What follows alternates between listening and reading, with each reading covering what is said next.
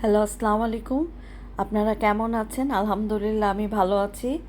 আজকে আপনাদের সামনে আর একটা নতুন রেসিপি নিয়ে হাজির হলাম। চলুন দেখি রেসিপিটি। আজকে আপনাদের তৈরি করে দেখাবো সাবুর পায়েস। এখানে আমি 1 কাপ সাবু নিয়ে নিলাম। এটাকে 1 ঘন্টা ভিজিয়ে রাখবো পানি দিয়ে। তারপরে চুলায় একটা ফ্রাই প্যান দিয়ে এখানে 2 টেবিল চামচ ঘি দিয়ে দিলাম।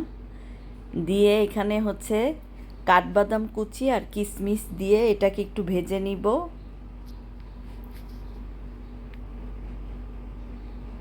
ভাজা হয়ে গেলে একটা বাটিতে উঠিয়ে নিব।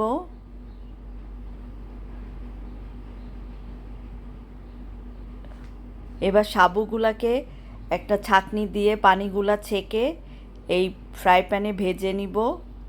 তারপরে এখানে আমি 1 লিটারের মতো দুধ দিয়ে দিলাম। দিয়ে 1/4 কাপ গুঁড়া দুধ দিয়ে দিলাম। দিয়ে এটাকে ভালো করে ফুটিয়ে নিতে হবে। সাবুটা যখন একটু ফুটে যাবে তখন এর মধ্যে আমি 1/4 কাপ চিনি দিয়ে দিলাম। চিনিটা আপনাদের টেস্টের উপর নির্ভর করবে, কম বেশি বাড়িয়ে নিতে পারেন, বাড়িয়ে কমিয়ে।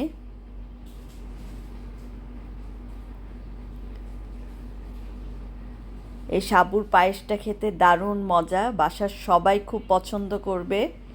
আপনারা বাসায় অবশ্যই ট্রাই করবেন। যখন এই যে ঘন হয়ে যাবে তখন এটাকে নামিয়ে নেবেন। আর আমার চ্যানেলের রান্নাগুলো আপনাদের ভালো লাগলে লাইক, কমেন্ট, শেয়ার করবেন। নেক্সট ভিডিও দেখার আমন্ত্রণ রইল। আল্লাহ হাফেজ।